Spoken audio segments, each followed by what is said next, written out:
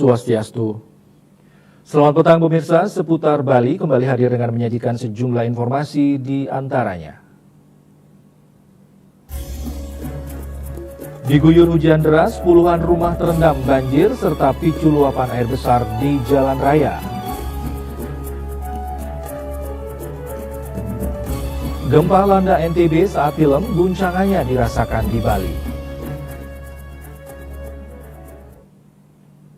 Jangan lewatkan juga informasi menarik dan terkini lainnya yang sudah disiapkan tim redaksi kami. Bersama saya Pradana Adiputra, inilah seputar Bali selengkapnya.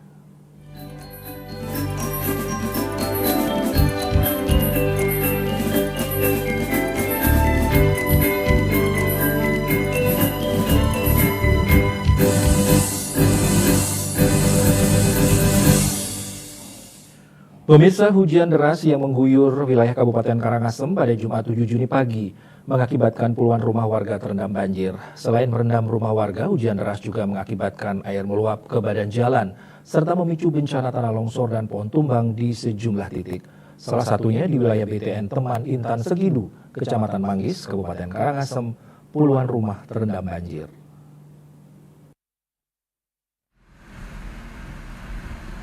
Selain itu, hujan deras juga mengakibatkan luapan air di Jalan Raya Sengkidu serta mengakibatkan bencana tanah longsor menimpa rumah warga di wilayah Banjardinas Kebung, Desa Telaga Tawang, Sidemen, Karangasem, serta bencana pohon tumbang di sejumlah titik. Salah seorang warga desa, Arianti, mengungkapkan banjir mulai masuk merendam rumahnya sekitar pukul 6 WITA dengan ketinggian air dikatakan sekitar 60 cm. Menurut Desi, ini sudah yang ketiga kalinya banjir menerjang BTN, tapi banjir kali ini yang paling parah dan ada sekitar 20 rumah yang terendam.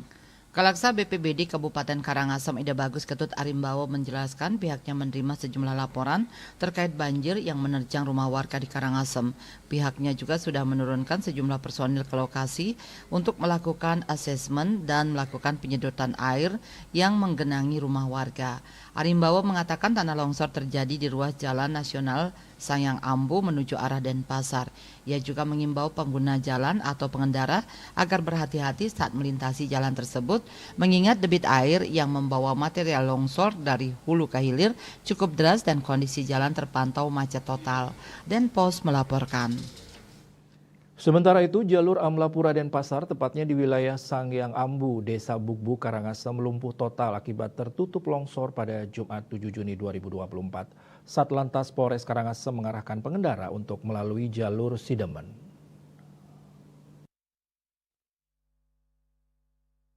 Warga setempat Suparta mengungkapkan banjir yang disertai tanah longsor mulai terjadi di wilayahnya sejak pukul 5.30 WITA. Hanya saja ketika itu kendaraan masih bisa lewat karena material tanah dan batu masih sedikit. Beberapa menit kemudian material longsor berupa tanah dan bebatuan semakin banyak sehingga kendaraan tidak bisa lewat sama sekali. Ketinggian material longsoran mencapai 70 cm. Akibat kejadian tersebut, kemacetan diperkirakan mencapai 5 km lebih. Sementara itu, Kalaksa BPBD Kabupaten Karangasem Ida Bagus Ketut Arimbawo mengatakan, kalau banjir yang membawa material tanah dan bebatuan yang cukup banyak sehingga material menutupi seluruh badan jalan. Pihaknya sudah mengerahkan alat berat untuk melakukan penanganan supaya minimal kendaraan bisa lewat dulu karena kemacetannya sudah cukup panjang. Sedangkan Kasat Lantas Polres Karangasem AKP Ikomang Sapta Pramana menjelaskan untuk mencegah kemacetan semakin parah, pihak kepolisian pun menerapkan rekayasa lalu lintas dengan memutar kendaraan atau mengalihkan kendaraan dari jalur Denpasar agar melalui jalur Kelungkung Sidemen. Eka Parananda, Bali Pos melaporkan. Hujan lebat sepanjang hari memicu bencana tanah longsor di Bukit Abah, Desa Besan, Kecamatan Dawan, Kelungkung, Jumat 7 Juni 2024. Tanah longsor menutup akses jalan di wilayah itu. Batu-batu besar ikut terbawa arus ke tengah jalan.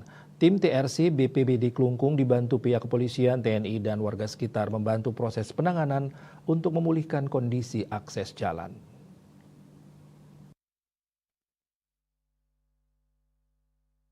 Kepala Pelaksana BPBD Kelungkung Iputu Widiade bersama tim TRC BPBD Kelungkung langsung menuju lokasi setelah menerima laporan kondisi wilayah pasca hujan lebat dari perbekal setempat. Tampak arus air dari hulu menghanyutkan batu-batu besar ke tengah jalan di antara tebing-tebing curam. Akses jalan terlihat sudah seperti sungai bercampur lumpur. Dalam situasi masih hujan, penanganan langsung dilakukan bersama-sama dengan peralatan seadanya. Material longsor dibersihkan dari jalan raya, tidak hanya tanah termasuk juga batu-batu besar yang memenuhi jalan raya, sehingga akses jalan ini bisa kembali normal.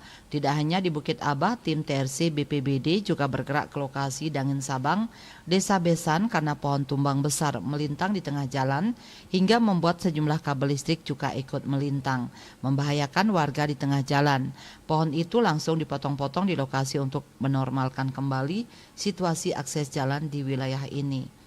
Baru selesai penanganan di Bukit Abah, Widiada mengatakan pihaknya kembali menerima laporan pohon tumbang melintang di tengah jalan utama Klotok, Kecamatan Klungkung. Situasi ini membuat akses utama Klungkung dan pasar ini sempat lumpuh saat pagi. Arus lalu lintas sempat dialihkan ke jalur lain oleh Satlantas Polres Klungkung sebelum bisa ditangani BPBD Klungkung. Pihaknya memastikan tidak ada korban jiwa dalam sejumlah peristiwa dampak bencana kali ini. Namun Widiada tak henti-hentinya mengingatkan warga untuk selalu waspada di tengah anomali cuaca saat ini. Bagiarte Bali Post melaporkan.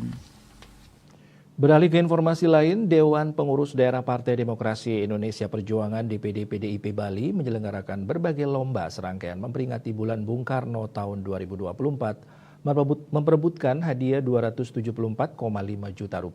Salah satunya adalah lomba cerdas cermat tingkat SMA atau SMK Sebali di Sekretariat PDIP Bali. Acara ini dihadiri Ketua DPD PDI Perjuangan, Ketua DPC PDI Perjuangan Sebali, Fraksi PDI Perjuangan Provinsi Bali dan Kabupaten Kota Sebali, Dewan Juri dan seluruh panitia penyelenggara Lomba Cerdas Cermat Bulan Bung Karno. Koordinator Lomba Cerdas Cermat I Gusti Ayu Diah Wardi Srikandi dalam laporannya menyatakan kegiatan ini merupakan implementasi visi pembangunan Bali Nangun Satkerti Loka Bali melalui pola pembangunan semesta berencana menuju Bali era baru yang bersumber dari nilai-nilai kearifan lokal Bali Satkerti. Selain itu, Lomba Cerdas Cermat Bulan Bung Karno dimaksudkan untuk meningkatkan literasi generasi muda Bali dalam upaya mengembangkan sumber daya manusia yang berdaya saing tinggi, yaitu berkualitas dan berintegritas, bermutu, profesional dan bermoral, serta memiliki jati diri kokoh yang dikembangkan berdasarkan nilai-nilai kearifan lokal Krama Bali. Sementara itu, Ketua DPD PDI Perjuangan Provinsi Bali Wayan Koster menjelaskan peringatan Bulan Bung Karno 2024 mengusung tema Satyam Eva Jayate, kekuatan persatuan rakyat, jalan kebenaran yang berjaya. Ia memaparkan peringatan Bulan Bung Karno merupakan agenda rutin dilaksanakan oleh DPD PDI Perjuangan Provinsi Bali sejak tahun 2015 yang kemudian diperkuat dengan diterbitkannya Peraturan Gubernur Bali Nomor 19 Tahun 2019 tentang Bulan Bung Karno di Provinsi Bali. Hadiahnya 10 juta. Tujuan utamanya adalah agar para generasi muda kita selalu mengingat peran kesejarahan Bung Karno yang menjadi bapak bangsa, proklamator dan juga pendiri negara kesatuan Indonesia.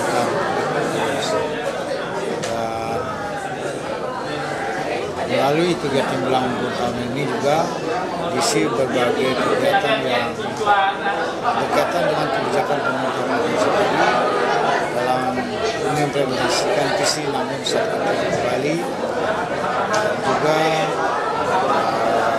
rencana pembangunan yang dijalankan oleh pemerintah Provinsi Bali dalam konsep haluan pembangunan Bali 100 tahun 2025 sampai 2045.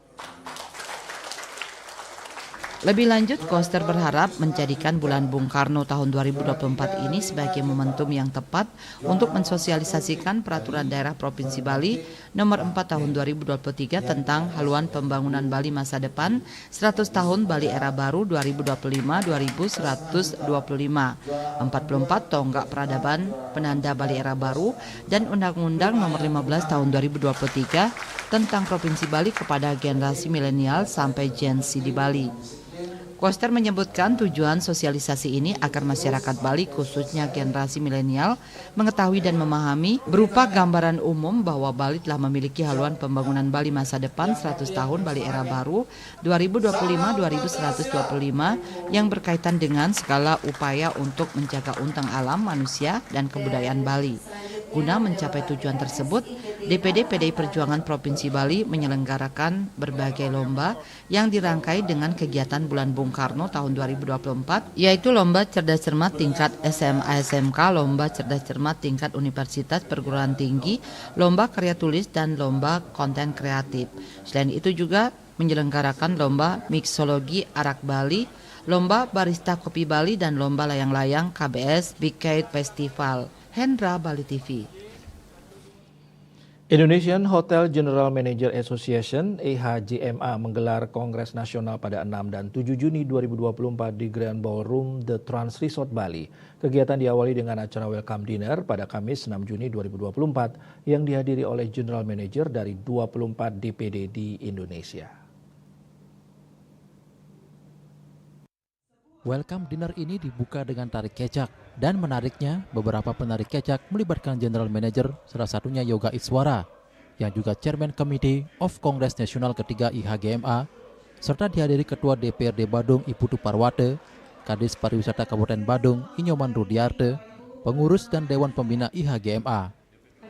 Dalam sambutannya, Chairman Committee of Kongres Nasional ketiga IHGMA, Yoga Iswara mengatakan, pariwisata tersebut tidak tentang waktu terdekat, namun bagaimana pariwisata Indonesia ini dikelola untuk masa yang akan datang.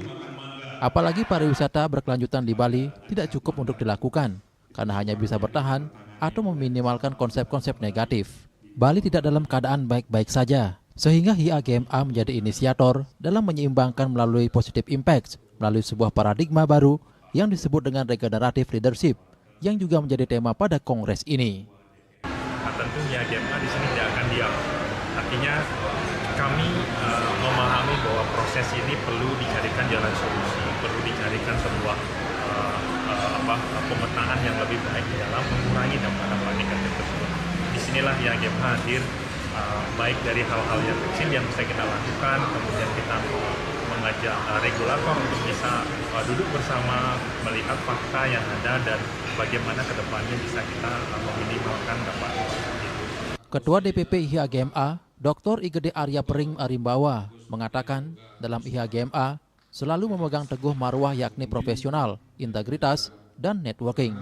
Kongres ini adalah untuk pemilihan Ketua DPP IHGMA periode 2024-2027 dengan dua kandidat utama yang siap bersaing, yakni dirinya selaku petahana dengan semboyan Keep Going, Keep Growing, dan juga Dr. Yoga Iswara dengan mengusung semboyan Elevate IHGMA to the Next Level.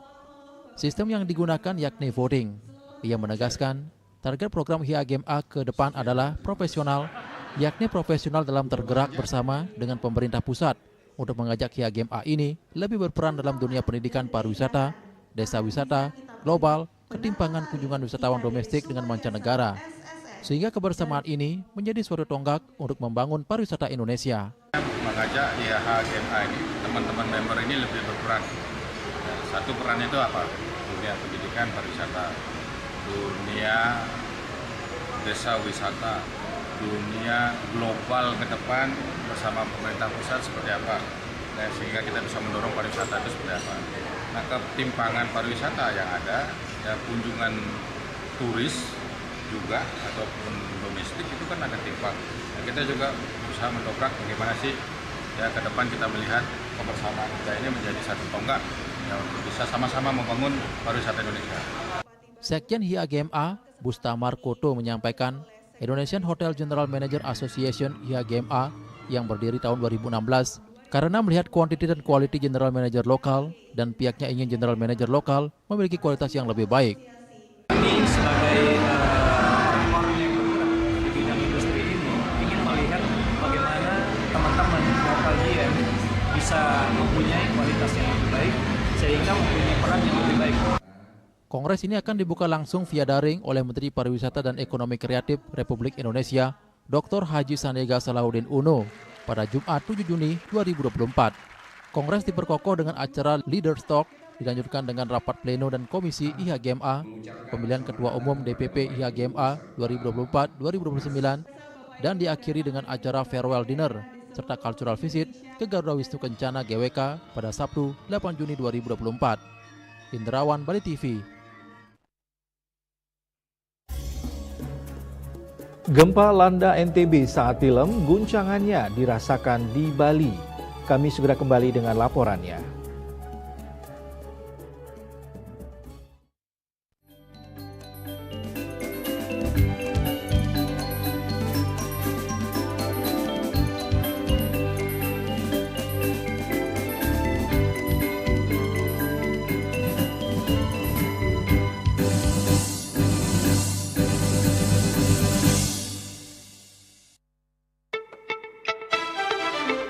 Belum sarapan? Belum dong. Berani ngopi? Berani dong. Luwak Hitam Premium lebih nyaman diminum karena dibuat dengan metode slow roasting, menciptakan kopi premium dengan pH level yang lebih netral. Luwak Hitam Premium harus nikmat nyaman diminum. Meskipun belum makan, perut tetap nyaman. Luwak Hitam Premium bukan kopi biasa. Harum nikmat, nyaman diminum. Ayo, tukungji, sepak Indonesia. Stunting adalah kondisi gagal tumbuh pada balita akibat dari kekurangan gizi kronis sejak bayi dalam kandungan dan masa awal setelah anak lahir. Status kesehatan lingkungan serta gaya hidup yang tidak sehat juga merupakan penyebab terjadinya stunting. Balita yang mengalami stunting akan berdampak pada keterlambatan pertumbuhan, sehingga terlalu pendek untuk usianya. Mari cegah stunting bersama-sama sejak masa kehamilan dengan cara rutin memeriksakan kehamilan di puskesmas atau layanan kesehatan lainnya. Berikan asupan gizi yang cukup. Setelah anak lahir, lakukan jadwal imunisasi secara rutin, berikan ASI eksklusif sampai umur 6 bulan, kemudian lanjutkan pemberian ASI sampai umur 24 bulan. Ayo kita terapkan gaya hidup bersih dan sehat. Ingat, cegah stunting itu penting.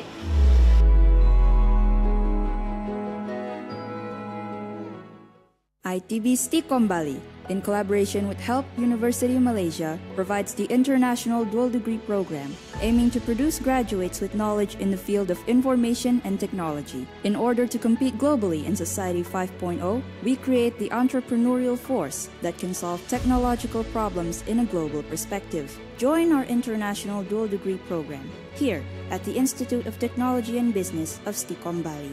ITB Stikom Bali, always the first.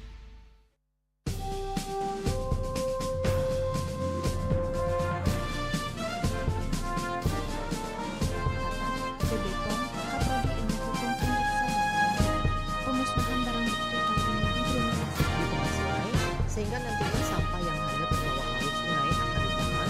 Dari kantor kejaksaan berkas tersangka sudah lengkap. Kami sampaikan bahwa dari 4 tersangka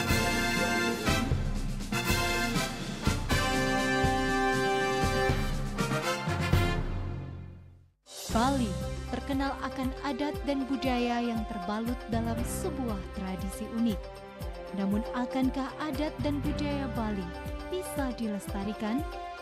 Saksikan Ajak Bali setiap hari Jumat pukul 21 WITA hanya di Bali TV.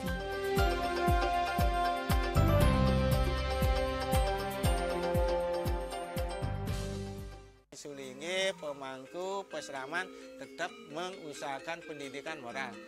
Budi pekerti suko wibawo tan kewawo dening pejah graha astro graha setri ngeten ya aneka dua eka dua swalaksana batara. Jadi alam niki seiseneng jagat niki sami kesusup oleh desang yang widi siwa bumi ring bumi niki wenten batara niki sagaraga ngai mecaru kan ngidupang pertiwi di Bali buana bumi mengurip niki. Di program 1 jam kita akan menampilkan para seniman-seniman yang akan menghibur kita. Membaju seksi, aneh jani, subetus sing cara ipidan abode adi nawa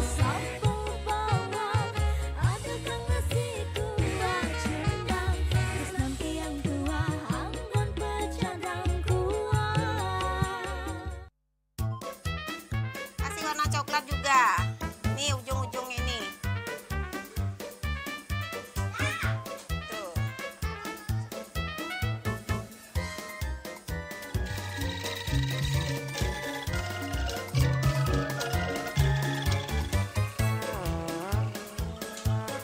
Bagus. Nah, kemudian ada kakinya panjang.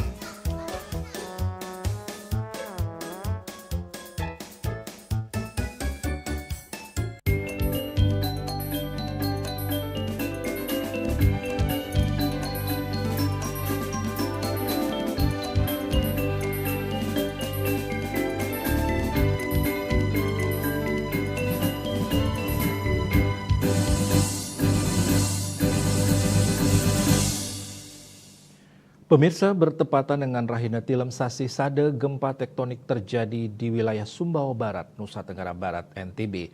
Peristiwa gempa pada pukul 21.15.40 WITA, Kamis 6 Juni 2024, bermagnitudo M5,1 skala Richter.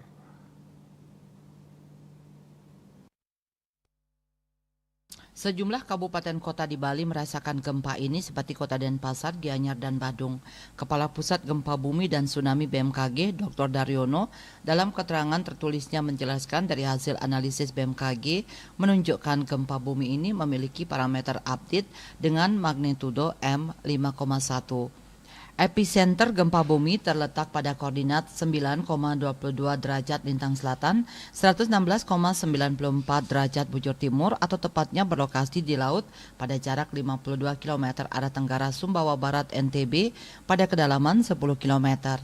Dengan memperhatikan lokasi epicenter dan kedalaman hiposenternya, gempa bumi yang terjadi merupakan jenis gempa bumi dangkal akibat adanya sesar aktif dasar laut.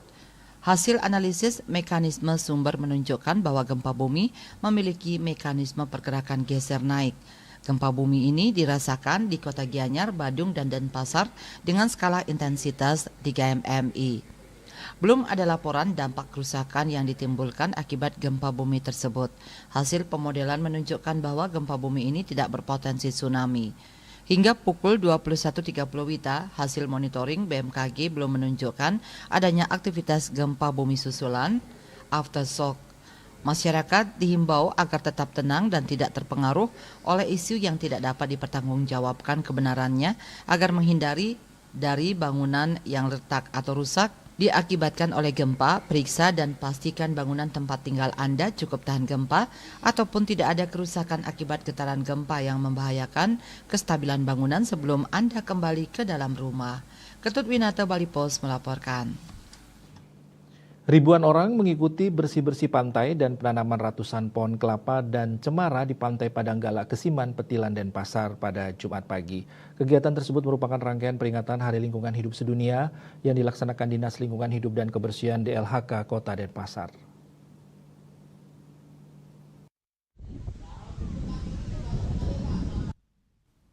Serangkaian memperingati puncak peringatan Hari Lingkungan Hidup Sedunia pada 5 Juni 2024, Dinas Lingkungan Hidup dan Kebersihan Kota Denpasar melaksanakan kegiatan bersih-bersih pantai di kawasan Pantai Padanggala, Kesiman, Petilan, Denpasar. Kegiatan bersih-bersih melibatkan seluruh OPD, perangkat desa Kesiman Petilan, dan sekitar 500 lebih siswa-siswi SMP sekota Denpasar.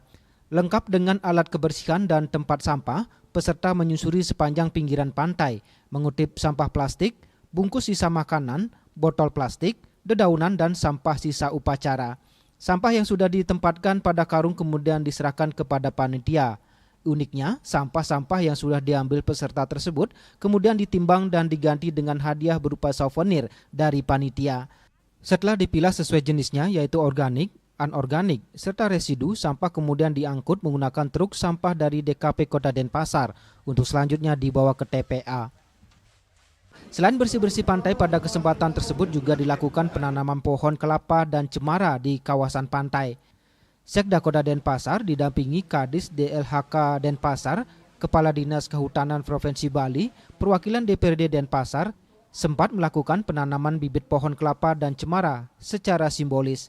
Kadis Lingkungan Hidup dan Kebersihan Kota Denpasar, Ide Bagus Putro Wirobawo mengatakan sedikitnya 250 pohon akan ditanam di kawasan Pantai Padanggala, Desa Kesiman Petilan. Dalam proses penanaman akan diserahkan ke aparat desa, ditandai penyerahan secara simbolis oleh Sekda Kota Denpasar, Ide Bagus Alit Wirdane.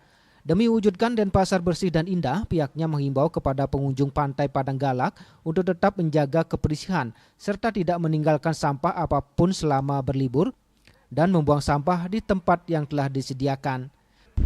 Kita menyelenggarakan pada hari ini melibatkan seluruh lapisan masyarakat, terutama masyarakat di Kesiman Petilan dan sekitarnya. Juga kita melibatkan anak sekolah sampai UPD dari pemerintahan juga dari desa adat juga dilibatkan dalam rangka memperingati Hari Lingkungan Hidup Sedunia. Yang mana dari proses ini kita sudah melaksanakan berbagai kegiatan, yaitu dari sosialisasi Perda 8 2023, yaitu penyelenggaraan pengelolaan persampahan, yang mana harapan kita semua lapisan masyarakat bergerak bersama sehingga nantinya lingkungan Kota Denpasar menjadi bersih dan indah. Serangkaian memperingati Hari Lingkungan Hidup Sedunia, Dinas Lingkungan Hidup dan Kebersihan Kota Denpasar sebelumnya juga telah melaksanakan kegiatan, di antaranya melaksanakan uji emisi untuk kendaraan bermotor, serta melakukan sosialisasi terkait pengelolaan sampah di tingkat desa bersama perangkat dan organisasi yang ada di tingkat desa. Selanjutnya kegiatan aksi pemulihan lahan di Pantai Biaung, Kesiman Kertalangu, bekerjasama dengan Lembaga Penelitian dan Pengabdian Masyarakat UNUD dan sosialisasi pengurangan penggunaan sampah plastik yang dilakukan di beberapa pasar tradisional.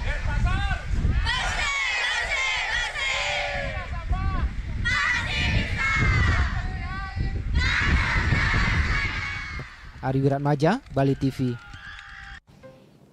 Tanggal 5 Juni diperingati sebagai Hari Lingkungan Hidup Sedunia. Untuk memperingatinya, Dinas Lingkungan Hidup dan Kebersihan Kota Denpasar pada Jumat 7 Juni pagi menggelar bersih-bersih dan penanaman pohon di Pantai Padanggala Denpasar.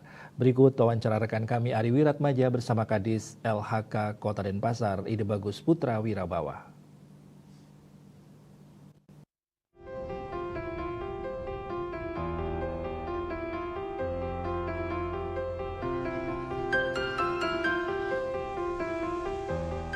Serangkaian memperingati Hari Lingkungan Hidup, DLHK Kota Denpasar kembali melaksanakan kegiatan bersih-bersih pantai di kawasan Pantai Padanggala, Kesiman Petilan, Denpasar. Selain bersih-bersih pantai, DLHK juga melaksanakan penanaman pohon di kawasan pantai. Saat ini saya bersama dengan Bapak Kadis dan akan menanyakan apa saja sih kegiatan yang dilakukan di Pantai Padanggala ini. Selamat pagi Pak Kadis. Ya Pak Kadis, ramai sekali Padanggala hari ini. Kegiatan apa aja sih yang dilaksanakan hari ini serangkaian dengan peringatan Hari Lingkungan Hidup? Pada hari ini kita melakukan kegiatan perayaan peringatan Hari Lingkungan Hidup Sedunia. Kita melibatkan masyarakat dari anak SD, masyarakat dan desa adat dan UPD-UPD di Kota Denpasar kita libatkan. Itu dalam rangka peringatan ini kita melakukan kegiatan uji emisi, penimbangan sampah yang sudah dipungut oleh peserta dan penanaman pohon. Penanaman pohon sebanyak 250 pohon. Pak, mungkin ada sedikit himbauan atau harapan terkait dengan Hari Lingkungan Hidup kita ini? Kita harapkan masyarakat melakukan suatu langkah nyata terhadap lingkungan hidup, terutama untuk melakukan aksi nyata melakukan pemilahan sampah di tingkat rumah tangga. Terima kasih Pak Kadis. Ya, himbauan dari Pak Kadis, tetap jaga lingkungan, kebersihan, dan lakukan pemilahan sampah di rumah tangga. Dari Padanggala Denpasar, Ari Remaja melaporkan. Universitas Dianapura Undira menggelar rapat terbuka senat akademik dalam rangka wisuda ke-16 bertempat di Platinum Hotel Jimbaran Jumat 7 Juni 2024. Selama mengikuti perkuliahan di Universitas Dianapura, mahasiswa dibekali tidak hanya kemampuan akademis tetapi juga kemampuan non-akademis yang disebut dengan 7 karakter sebagai bekal mahasiswa di masa mendatang.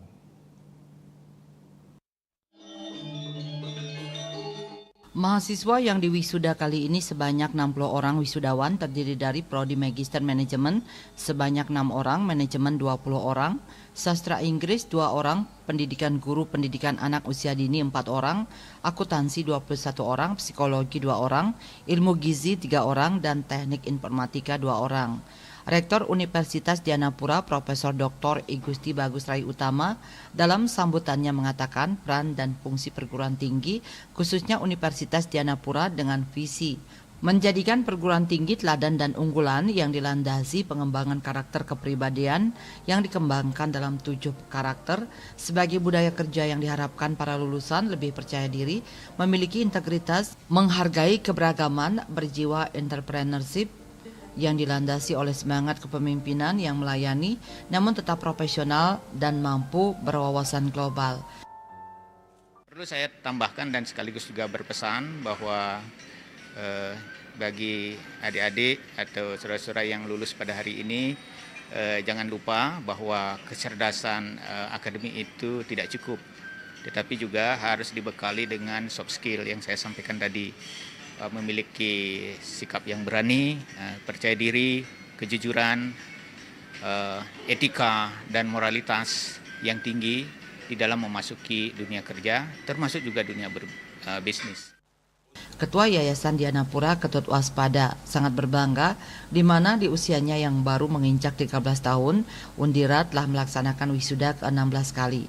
Dengan adanya peningkatan dari tahun ke tahun, Universitas Dianapura terus makin baik. Ia berharap ke depannya Undira akan terus berkembang sehingga menjadi universitas teladan dan unggulan.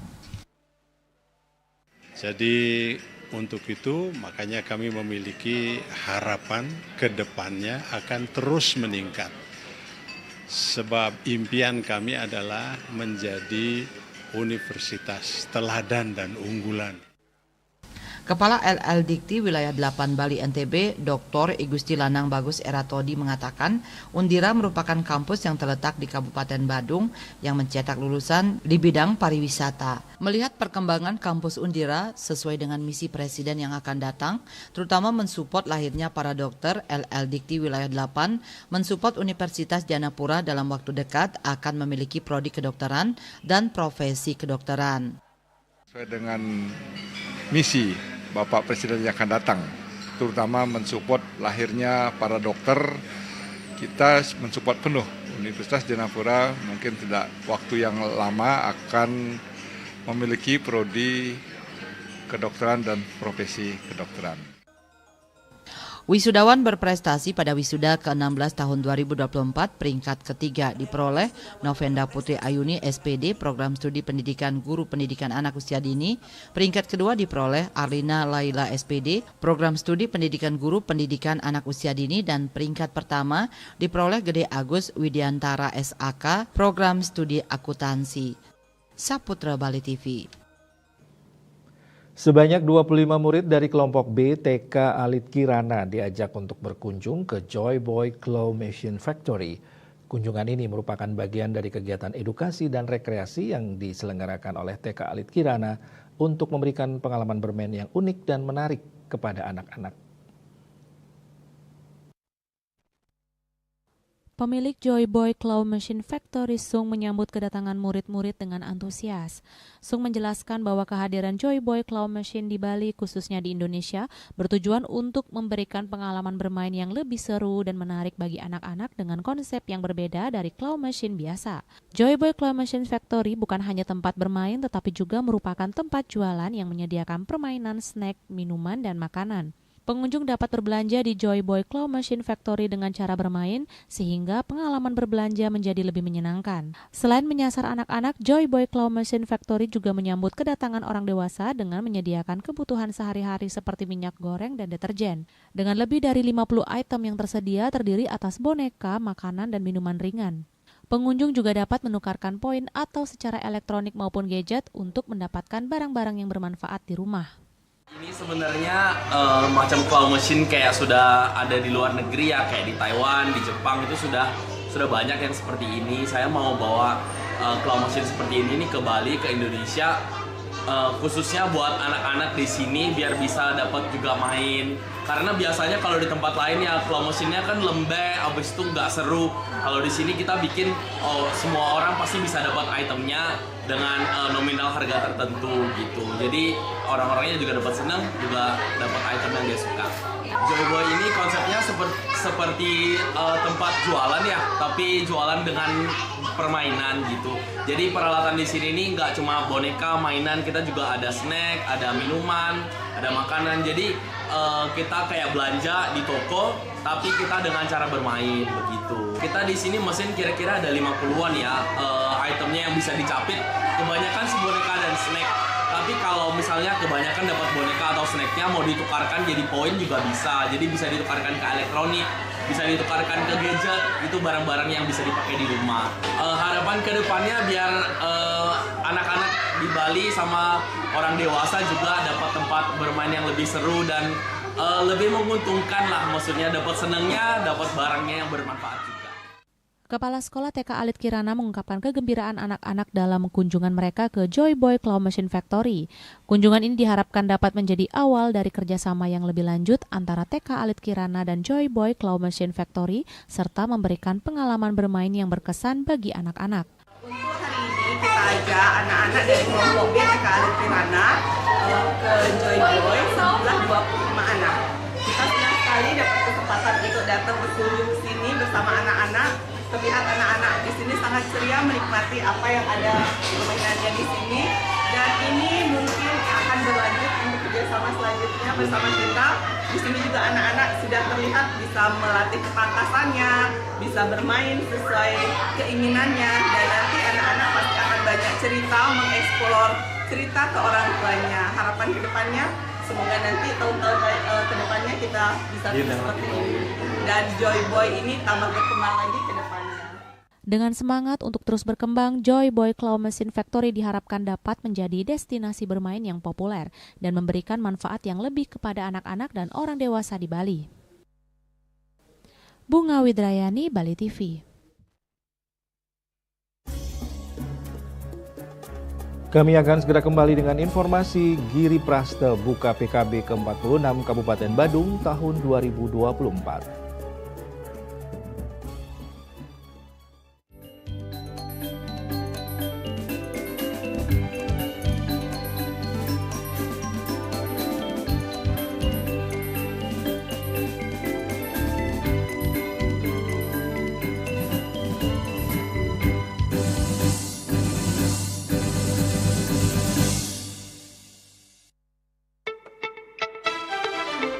Belum sarapan?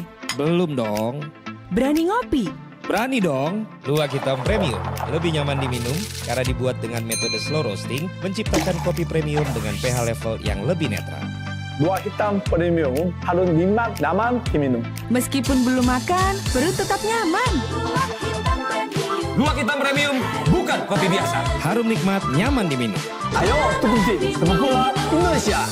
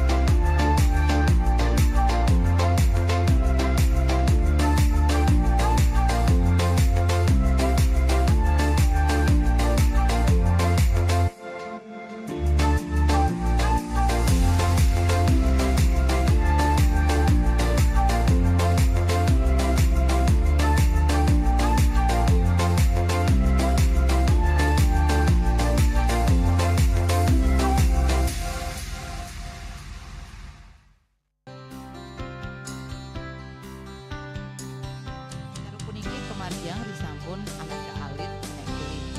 Metatah kalau ke baos, mepandes di kawin sangi, masih drama. Antar Ketua Banjar Jakarta Selatan hari di Jakarta Selatan para pinangkite miwah tokoh-tokoh umat Hindu. Emansipasi miwah penyarengan kerama istri saha anggen TPS Cangin Purikau wenten taler 6 TPS sani kaayahin oleh kerama istri ingdian ring TPS 6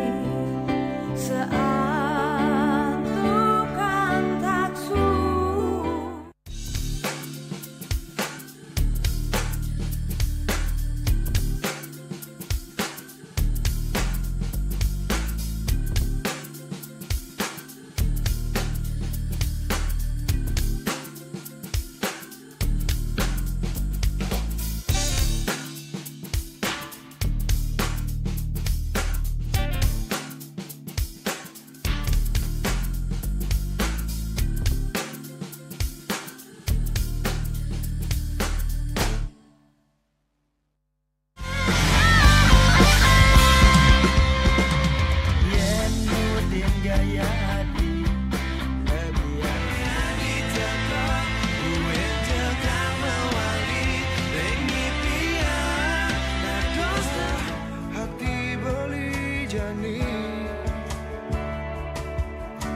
raga nari sing bisa ngaji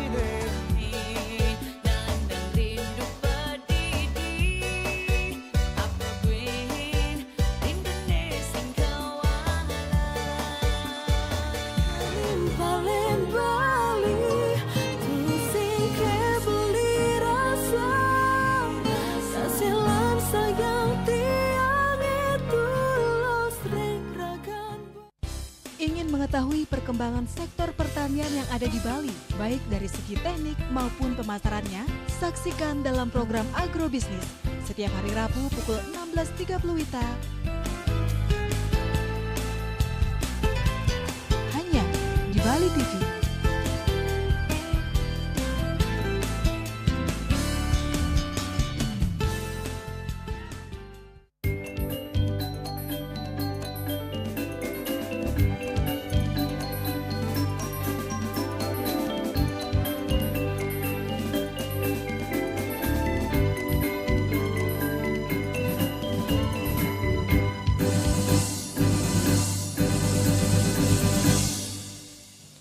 Pemirsa, Bupati Badung Nyoman Giri Praste membuka Pesta Kesenian Badung ke-46 di Balai Budaya Giri Nata Mandala Puspem Badung. PKB kali ini mengangkat tema Jana Kerti Para Maguna Wikrama yang bermakna harkat martabat manusia unggul.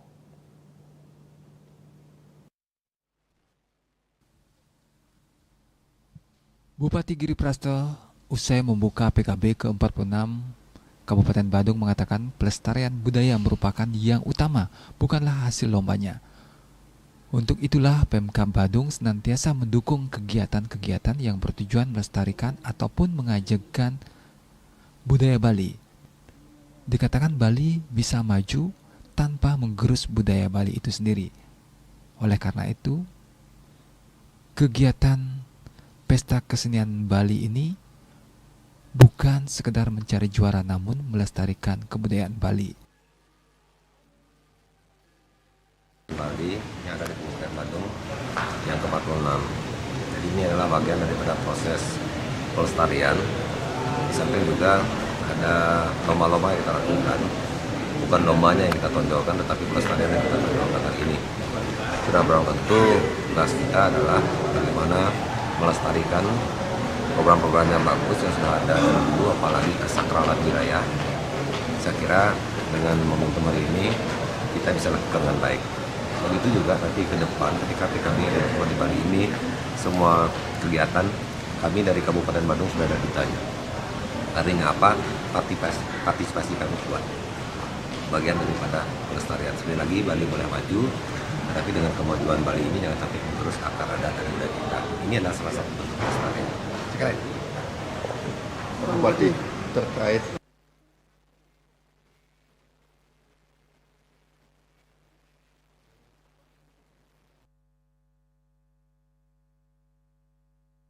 Kadis Kebudayaan Kabupaten Badung Gede Eka Sudarwita mengatakan berbagai lomba diadakan dalam PKB Badung ke-46 ini, diantaranya lomba busana casual, lomba gebogan, lomba mewarnai, dan pada kesempatan ini juga diserahkan pemenang lomba-lomba termasuk juara ogoh-ogoh dari Seketruna. Acara ditutup dengan penampilan Sekejanger dari Duta Kecamatan Petang yang cukup memukau penonton.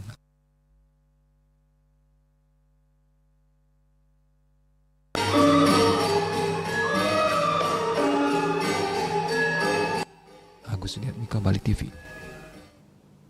Memperingati bulan Juni sebagai bulan Bung Karno, Sukmawati Soekarno mengadakan gelar seni gerak bertajuk Pagelaran Trihita Karana karya cipta Sukmawati Soekarno di Taman Bung Karno, Singaraja. Dengan memadukan gerak, tari, dan olahraga, pagelaran ini melibatkan keseluruhan seniman dan atlet dari Bumi Panji Sakti Buleleng.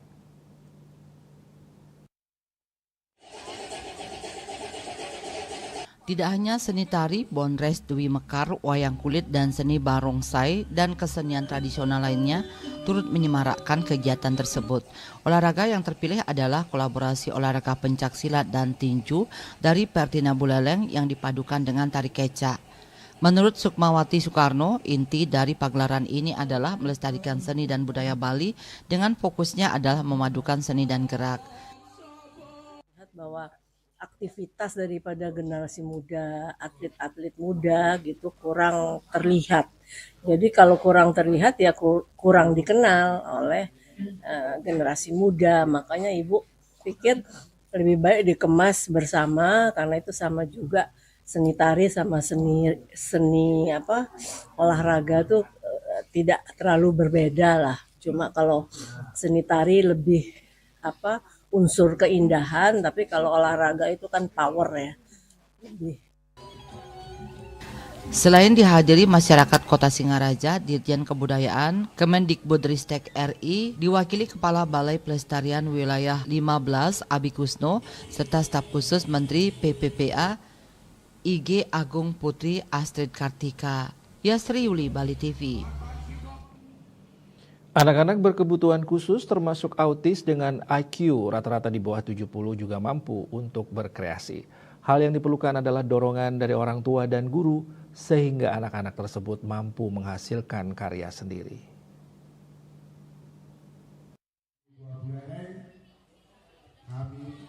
Hal tersebut disampaikan Madi Winarse selaku PLT Kepala Sekolah SLB Negeri 2 Singaraja saat membuka pameran hasil proyek penguatan profil pelajar Pancasila karya anak-anak difabel khususnya anak-anak berkebutuhan khusus termasuk autis di Aula SLB 2 Singaraja. Kami itu rata-rata IQ-nya itu di bawah 70. Ya, 70 yang disebut dengan tunagrahita, termasuk autis juga akan, tetapi dengan dorongan dan bimbingan guru-guru kami yang ada di SLB Negeri 2 Buleleng sampai bisa menghasilkan karya-karya seperti ini. Itu bagi kami yang sudah lama mengajar di SLB di sekolah luar biasa, itu sangat bangga sekali. Sementara sebagai pengawas dari Distikpora Provinsi Bali, Nikade Astuti menyatakan kebanggaannya atas hasil yang diperoleh anak-anak berkebutuhan khusus ini. Pencapaian ini tentu tak terlepas dari kesabaran para guru dan orang tua dalam membimbing anak-anak berkebutuhan khusus. Mereka mampu menunjukkan proyeknya, hasil proyeknya. Padahal di dimensi ini yang kita perlukan kan 6 dimensi, Bu. Tapi dia sudah mampu menunjukkan hasil proyek itu sangat luar biasa. Hasil karya seperti ini. Kami juga dari orang tua ikut berpartisipasi dan membantu semua kegiatan yang ada di sekolah. Dalam pameran tersebut, berbagai kreasi dari pelepah pisang seperti figura maupun hiasan dinding, kain tenun, dan olahan boga dipamerkan dan dijual, dan hasilnya akan dikembalikan lagi kepada siswa untuk pengembangan lebih lanjut. Yasri Yuli, Bali TV. Pemirsa, kasus positif rabies di Jembrana dari Januari sampai awal Juni 2024 sudah mencapai 21 kasus. Kasus tersebut terjadi di 8 desa dan 2 kelurahan yang tersebar di 4 kecamatan di Jembrana. Sementara hanya di Kecamatan Pekutatan yang nihil.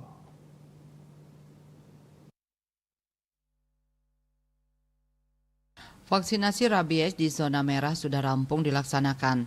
Terakhir, vaksinasi dilaksanakan di Desa Baluk, Kecamatan Negara, Kamis 6 Juni 2024. Kepala Bidang Keswan dan Kesmafed Jembrana, Iwayan Widarse mengatakan vaksinasi selanjutnya akan dilaksanakan di zona kuning dan hijau. Menurutnya, upaya yang dilakukan untuk menekan kasus rabies di Jembrana melalui vaksinasi emergensi di daerah yang terjadi kasus positif rabies.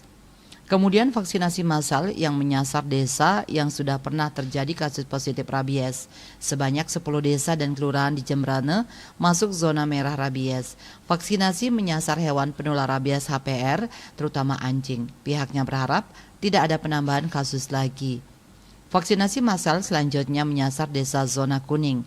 Desa zona kuning ini merupakan desa yang bertampingan dengan desa zona merah. Karena HPR positif berpotensi masuk ke zona kuning, sehingga harus dilakukan vaksinasi massal. Menurut Widarse, desa zona hijau nantinya akan disasar setelah zona kuning selesai. Selain itu, pihaknya bekerja sama dengan pihak yayasan untuk melakukan kontrol populasi HPR, terutama anjing yang dilepas liarkan pemiliknya. Denpos melaporkan.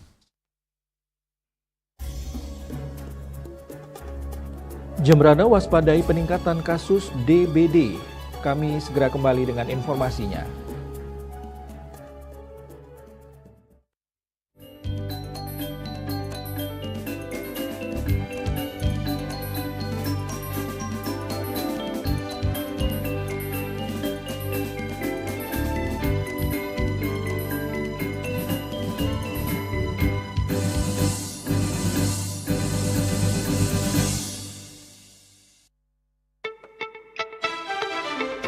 Belum sarapan?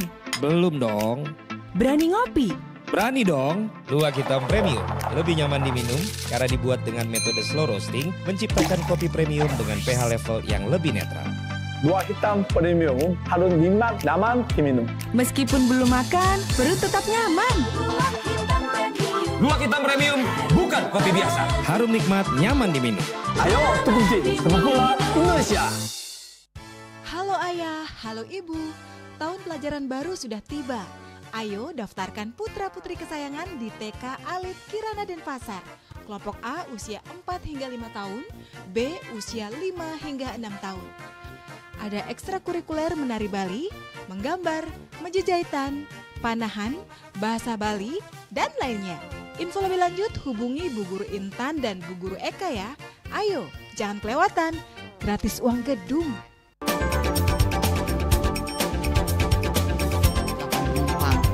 Pihak bandara telah melayani sebanyak 192.284 penumpang baik domestik maupun internasional. Operator mengatakan dari kunjungan wisatawan mencapai 3.000 pengunjung per hari tersebut. Ini mengacu pada perdagangan harga gabah yang juga semakin mahal saat ini. Kondisi itu pun membuatnya tidak maksimal memenuhi permintaan pasokan beras berkelangka dengan dan loyalitas anggota Linmas. Hadir dalam kegiatan pelatihan dan pembekalan tersebut.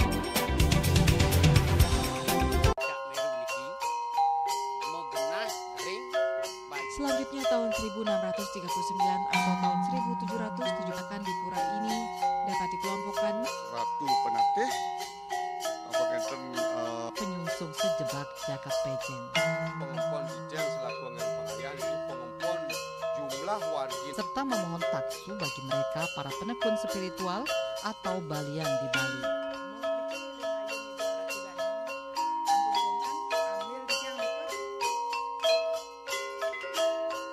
Halo pemirsa Bali TV dimanapun Anda berada, tentunya kembali lagi dalam acara Mahadewi, Pesona Perempuan Indonesia.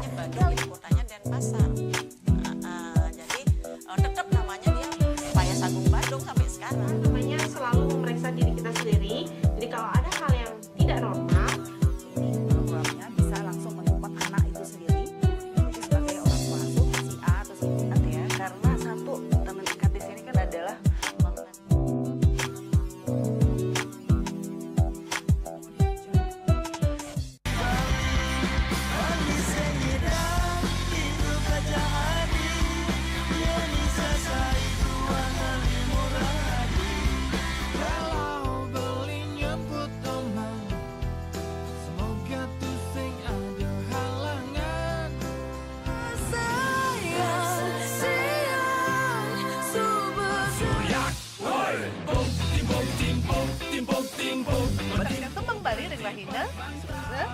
Suradite pasti kesulitan. Dengan 2:30 ngatos 4 ring Bali TV.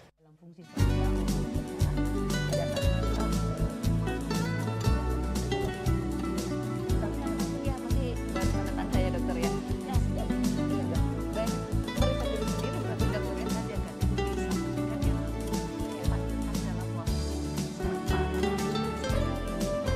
Kalau sebagai orang tua tidak mampu mengatasi depannya bapak manusia. kasih sayang, ya mereka akan merasa bahwa rumah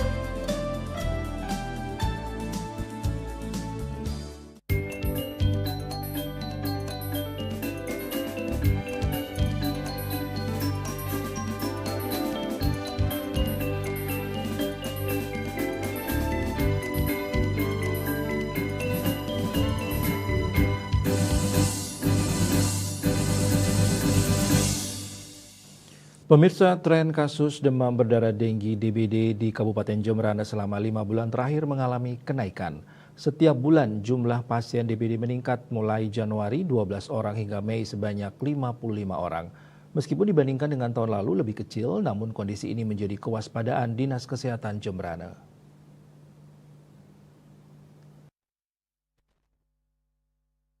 Kepala Dinas Kesehatan Jembrana, Dr. Made Dwi Payana mengatakan bahwa dilihat dari jumlah tiap bulannya tren DBD mengalami kenaikan. Menurutnya ada beberapa faktor penyebab selain cuaca yang sering berubah sehingga mendukung perkembangbiakan jentik nyamuk, juga kemungkinan mobilitas warga Jembrana yang bekerja atau belajar di luar daerah. Dwi Payana mengatakan tren kenaikan DBD ini perlu diwaspadai karena banyak juga kasus dengue fever atau demam dengue yang berpotensi menjadi DBD. Untuk itu sejumlah upaya dilakukan dari dinas hingga di puskesmas. Di tingkat puskesmas, menurut Dwi Payana sudah rutin dilakukan pemberantasan sarang nyamuk PSN setiap pekan, berkoordinasi dengan desa hingga tingkat Banjar. Mengingat dalam upaya pemberantasan ini juga diperlukan partisipasi masyarakat. Selain itu, Diskes Jembrana melakukan tindakan fogging pada kasus yang positif dan berpotensi positif DBD. Bahkan menurutnya setiap hari ada 3 hingga 4 lokasi yang disasar untuk fogging. Faktor cuaca menjadi pemicu cepat berkembangnya jentik nyamuk DBD. Maka dari itu masyarakat juga diharapkan agar mewaspadai dan melaksanakan PSN di lingkungan masing-masing. Berdasarkan data dari Dinas Kesehatan Jembrana, untuk kasus DBD dari bulan Januari hingga Mei tercatat sudah ada 184 kasus. Tiap bulannya jumlah terus merangkak naik. Dari Januari sebanyak 12 kasus, Februari 18 kasus, Maret 46 kasus, April 53 kasus, dan Mei mencapai 55 kasus. Dari seratusan warga yang mengalami DBD itu semuanya bisa sembuh dan belum ada dampak hingga kematian. Surya Dharma Bali Pos melaporkan. Produksi ikan budidaya di Kabupaten Bangli cukup besar. Dinas Pertanian, Ketahanan Pangan, dan Perikanan Kabupaten Bangli mencatat tahun 2023 produksi ikan budidaya mencapai 4.277 ton atau 45,4% dari total produksi budidaya ikan darat Provinsi Bali. Namun demikian, indeks konsumsi ikan masyarakat Bangli masih rendah.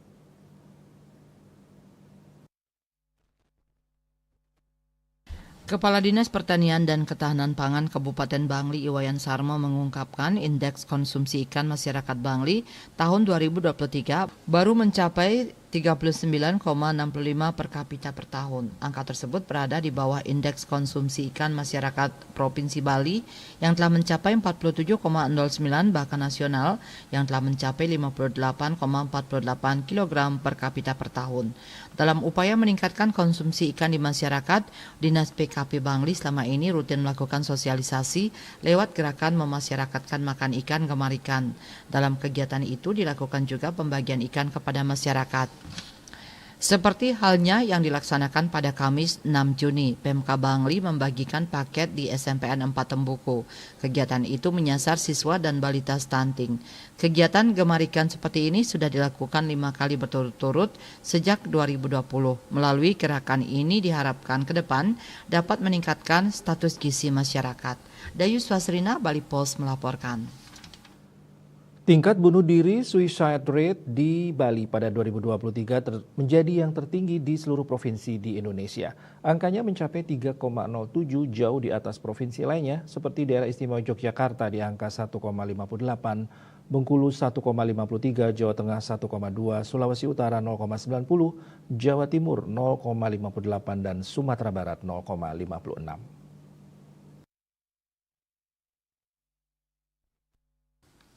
Menurut data Pusat Informasi Kriminal Nasional Pusiknas, Kepolisian Republik Indonesia Polri, ada 1.288 kasus bunuh diri yang dilaporkan di Indonesia pada 2023. Jumlah laporan itu naik 42,75% dibandingkan dengan tahun sebelumnya yang sebanyak 902 kasus. Tingkat bunuh diri merupakan perbandingan antara jumlah kasus bunuh diri dengan jumlah penduduk. Dari jumlah kasus bunuh diri, Bundir, Jawa Tengah mencatatkan angka tertinggi yakni 454 kasus, Jawa Timur dengan 240 kasus, dan Bali dengan 135 kasus. Jadi meskipun dengan 135 kasus bunuh diri, jauh di bawah Jawa Tengah, 454 kasus, jumlah penduduk Bali jauh lebih sedikit dibandingkan Jawa Tengah, sehingga suicide rate Bali sangatlah tinggi. Dokter Kesehatan Jiwa Rumah Sakit Prima Medica, Dr. Monica Joy, RSPKJ mengatakan, depresi merupakan faktor utama pendorong bondir. Penyebab lainnya adalah skizofrenia atau gangguan jiwa berat. Sosial media juga disebutkan menjadi pemicu orang yang menderita depresi melakukan bondir. Akademisi Unhi Denpasar Dr. Igusti Ketut Widana menyebut, perubahan sosial masyarakat Bali bisa diduga menjadi pemicu tingginya angka bondir. Kasus kakak adik yang melakukan bunuh diri di Jembatan Tukat Bangkung akhir Mei lalu menjadi indikasi bahwa kepedulian sosial lingkungan terutama keluarga inti dan masyarakat adat sudah jauh berkurang. Berbagai kesulitan yang dialami oleh kakak adik pelaku bondir seolah-olah tidak berusaha dicarikan solusi oleh masyarakat terdekat. Padahal Bali dikenal memiliki ikatan sosial yang sangat erat karena keberadaan desa adat. Nyoman Winata dan Cita Maya Bali Post melaporkan. Pemirsa, pengadaan pakaian anggota DPR di Denpasar yang akan dilantik pada 19 Agustus 2024 sudah berjalan. Adapun pagu anggaran yang disiapkan untuk 45 anggota Dewan baru di Denpasar mencapai Rp2.096.592.000 atau Rp2 miliar lebih. Ada 5 setel pakaian dan 2 jenis insignia pin emas dalam proses pengadaan dengan sistem e-purchasing tersebut.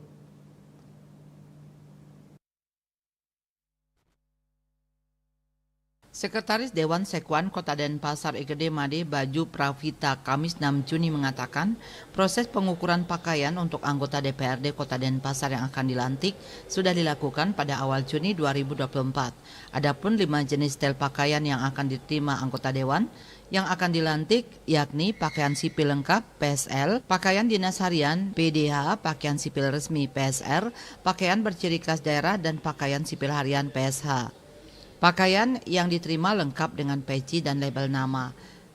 Baju Pravita mengatakan untuk 45 anggota dewan pihaknya memesan keseluruhan pakaian sebanyak 225 setel. Selain pakaian, masing-masing anggota dewan juga akan mendapatkan insignia atau pin emas dengan berat 5 gram dan 10 gram.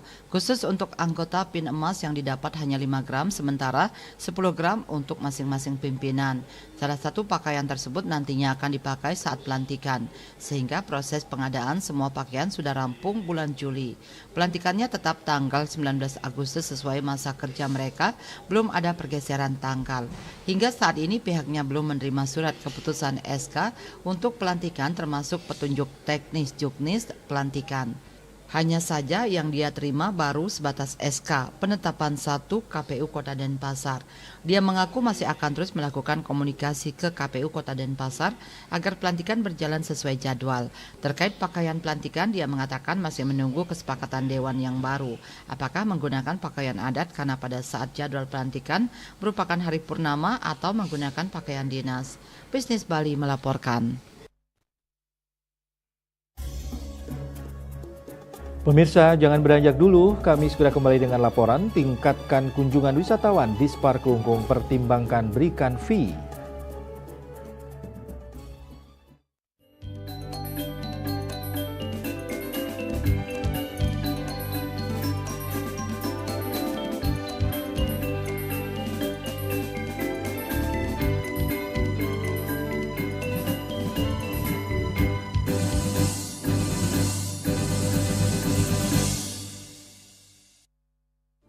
Adikku, umurnya cuma beda 1 tahun dariku, tapi selalu minta dibantu. Ternyata adik stunting, gagal tumbuh, gagal berkembang, dan juga sakit-sakitan. Andai ada yang bisa kulakukan. Jaga anak-anak kita, jangan sampai tumbang. Pantau tumbuh kembang anak, cegah stunting sejak dini.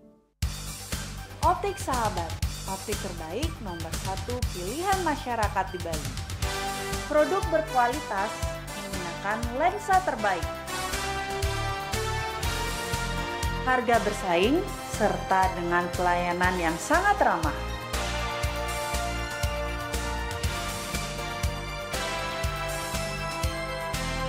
Ayo datang ke Optik Sahabat, sahabatnya optik.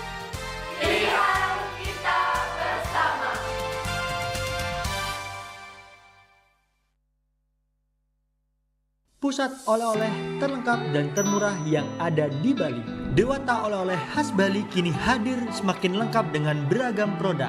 Berbelanja semua oleh-oleh khas Bali mulai dari pakaian, camilan, dan aksesoris serta seluruh oleh-oleh khas Pulau Bali. Melihat secara langsung pembuatan pai susu Dewata. Beralamatkan di Jalan Bypass Ngurah Rai nomor 53 Denpasar, Bali. Dewata Oleh-oleh khas Bali, beragam tujuan belanja, ya hanya ada di Dewata. This indicates that Bali has recovered after the COVID-19 pandemic and has become the main destination for world tourists. However, Balinese menu choices are also getting richer, such as Sam-Sam Guling, Tupuah Balung, and Hawar Babi. Although many restaurants serve similar menus made from pork, Thai, they leave behind telltale characteristics of fragments of DNA circulating in the blood, called cell-free DNA.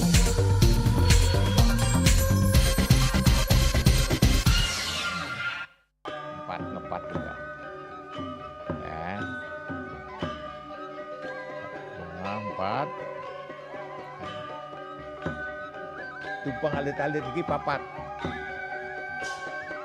Ngangen sampian kusung metulang lindung wasani nganggo bayu kan ora ketikal pop langsung personelipun 108 yang dipergunakan pada saat orang yang kena musibah di jalan kita memanggil. Informasi seputaran aktivitas dan juga prestasi muda-mudi di Pulau Dewata.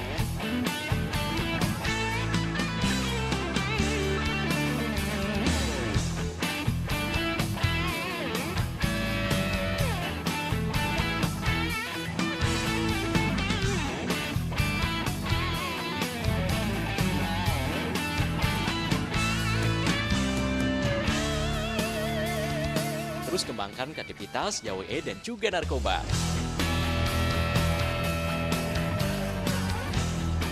Ya, kita bareng-bareng lagi di acara Sematur Artis Bali, bincang bareng artis ya Sematur Artis Bali.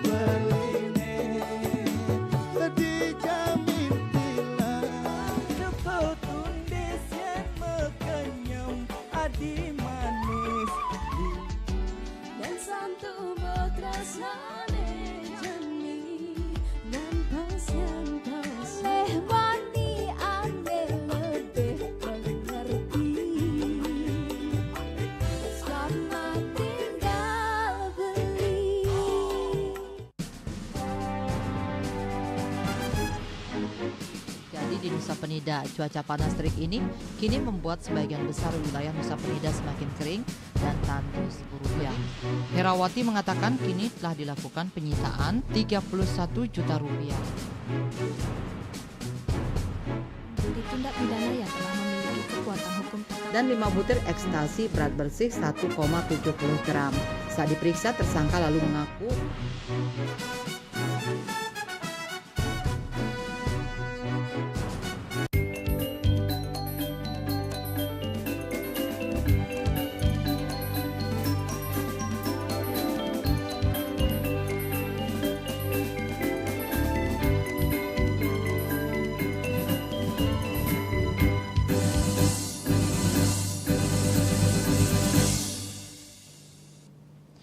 Pemirsa, berbagai upaya dilakukan Pemkab Klungkung untuk meningkatkan kunjungan wisatawan. Kali ini melalui Dinas Pariwisata Kabupaten Klungkung, Pemkab mulai mempertimbangkan untuk memberikan fee atau imbalan kepada travel agent yang membawa wisatawan ke wilayah Kabupaten Klungkung. Upaya tersebut sekaligus bisa digunakan sebagai media promosi agar daya tarik wisata DTW yang tersebar di Kabupaten Klungkung bisa masuk daftar kunjungan prioritas. Kepala Dinas Pariwisata Klungkung Nimadi Sulistiawati ketika dikonfirmasi mengatakan peluang untuk memberikan fee untuk travel agent sangat terbuka. Hal ini menyusul adanya Undang-Undang Nomor 1 Tahun 2022 tentang hubungan keuangan antara pemerintah pusat dan pemerintah daerah, yang mana di dalam undang-undang tersebut tercantum bahwa pemerintah daerah dapat memberikan insentif fiskal terkait pajak dan retribusi. Menurut Sulistiawati, saat ini pihaknya masih berupaya untuk melakukan kajian lebih mendalam, termasuk juga mengenai besaran fee yang akan diberikan. Apalagi objek wisata di Kabupaten Kelungkung selama ini diatur dengan retribusi lantaran dikelola oleh pemerintah daerah. Harapannya dengan adanya fee, maka DTW yang ada di Kabupaten Kelungkung akan jadi prioritas kunjungan. Denpos melaporkan. Mal besar yang dibuka di kawasan Sanur dikhawatirkan akan menuai kemacetan. Untuk mengantisipasi hal tersebut, Dinas Perhubungan Dishub Kota Denpasar bersama tim gabungan TNI Polri, Desa Adat, Desa Dinas tempat mulai melakukan uji coba satu arah di Jalan Danau Toba, Jalan Danau Tamblingan, dan Jalan Danau Poso. Jika berjalan lancar, akan dibuatkan rambu-rambu permanen.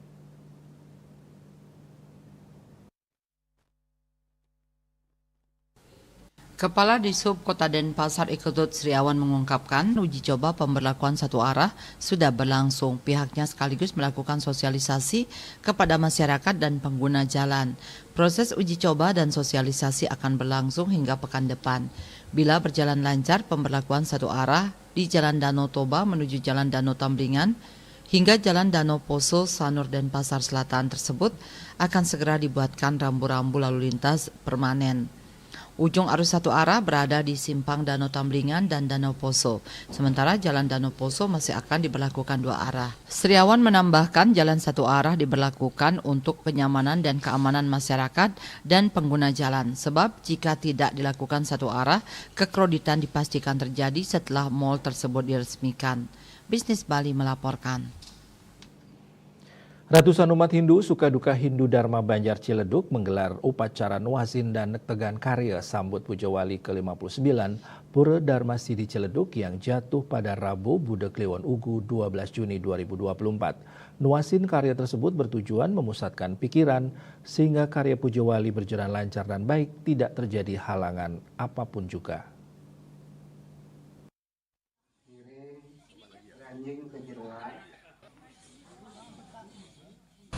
Ratusan umat Hindu Sukaduka Hindu Dharma Banjar Ciledug dan juga umat Hindu warga sekitar Ciledug mengikuti kegiatan persembahyangan Nuasin dan Nektegan Karya yang juga bertepatan pada hari Tilem dalam rangka sambut Puja Wali Pura Dharma Sidi Ciledug yang jatuh Rabu Budak Kliwon Wugu 12 Juni 2024. Kegiatan Nuasin Karya dipuput oleh Pinandite Pura setempat dengan diadakannya upacara sakral yakni upacara nancep Nuasin dan Nektegan Karya yang bermakna memilih hari yang baik untuk mempersiapkan seluruh keperluan.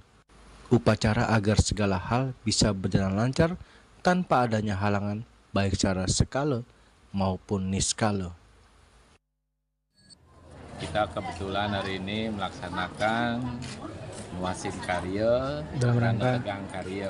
Kebetulan nanti pada tanggal 12 Juni bertepatan dengan Budak Kliwon Ugu kita melaksanakan Puja Wali yang ke-59. Nah, Puja Wali Alit ini memang lebih singkat waktunya.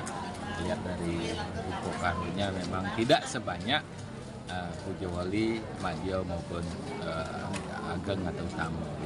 Nektegan Karya, Nuasin Karya itu tujuannya apa yang menjadi program panitia dari awal itu akan menjadi patokan hari ini. Langkah titik awalnya untuk melaksanakan kegiatan ini. Kalaupun ada penambahan di tengah jalan nanti itu lurus langsung. Jadi tidak ada berpikiran kesana kesini apa yang menjadi program penitia maupun pengurus banyak itu yang akan menjadi patokannya. Sementara itu tema Puja Wali ke-59 yang diangkat tahun ini adalah meningkatkan ketakwaan, kebersamaan, dan kegotong royongan antar umat Sukaduka Hindu Dharma Banjar Ciledug dengan kepanitiaan dari Tempek Joglo dari 6 Tempek Pengempon di Pura Dharma Sidi Ciledug, di antaranya Tempek Parung Serap, Tempek Mahartika, Tempek Ciledug Indah, Tempek Kunciran, Tempek Karangtengah, dan Tempek Joglo. Diharapkan kegiatan Puja Wali tersebut terciptanya kegotong royongan antar umat serta menimbulkan rasa keguyuban dan rasa hormat menghormati antar sesama pemeluk umat Hindu. kita tingkatkan ketakwaan, kebersamaan dan kegotong royongan antar umat suku Duke Hindu Dharma Banjar Ciledug. Jadi dengan Puja Wali niki ketakwaan kita tingkatkan, kegotong royongan sesama umat juga kita tingkatkan supaya guyup. Dengan terciptanya nanti Puja Wali niki dapat karya ya.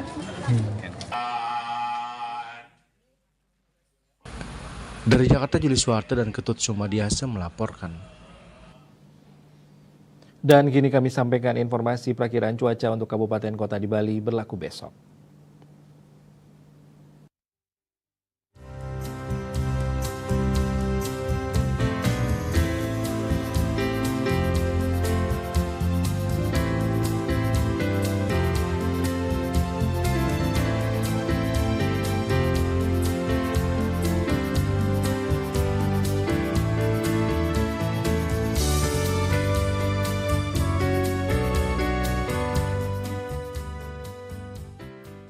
Pemirsa, seputar Bali Malam bersama Minyak Kapun Ganapati, Usada Bali, Keluarga Sehat. Update terus informasi Anda dengan subscribe dan like YouTube channel Bali TV @newsbalitv.